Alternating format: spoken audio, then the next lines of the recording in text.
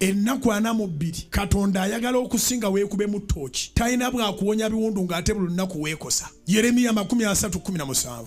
Ndikomezaawo obulamu ndikuwonya ebiwundu byo bakuyise yalekebwawo omuntu yenna gw'ateetaaga. Kati kitegeeza nti weekuŋŋaanye wenna weeweeyo eri Katonda akuddiza obulamu. Abantu ensi ebataagula ne beetuga, abalala abalina ku bantu babalabiriza tebeekola ekintu. Waliwo omuntu atuukirwako ekizibu wenna mutandika omukuuma tabava mu maaso nnyo asobola okwekola ekintu. Kati Katonda yeyekka akomyawo obulamu. Katonda yeyekka awonya ebiwundu. Katonda yeyekka akuggyako kirimbu baakugoba mbu wagobebwa. Katonda yeyekka akuggyako ekyo mbu tewali akunoonya tewali akwetaaga. Otereeza omutima gwo ne Mukama ne bakunoonya. Ate ab'amakulu abaali bakwogerera ne bakutunulira nga tebakyabitegeera we bataakwagalizanga kubeeranga weewo wooli.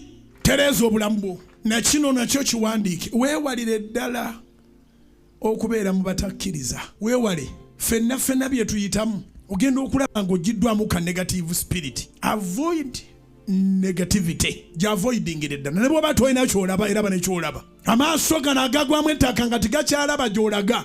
Amaaso ag'omwoyo galengere gy'olaga. Bana amaaso ag'omunda agali clear.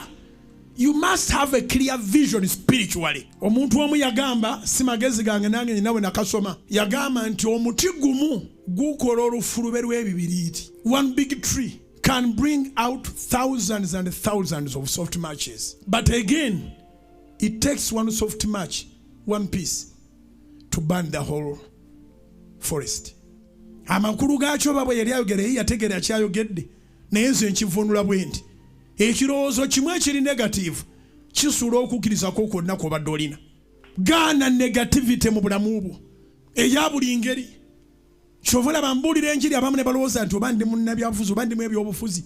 Njagala nnyo okkirize nti afuga si yagaggawaza.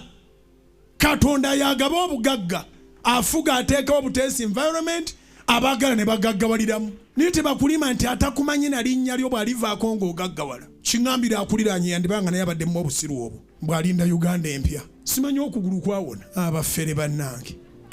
Kiŋŋambira akuliraanye muŋŋambire nti weewalire ddala okulowooza nti omukulembeze atamanyi na linnya lyo bw'aligenda ng'olyoka ogaggawala. Ke kati kamu ak'ekibiriiti akookya ekibira.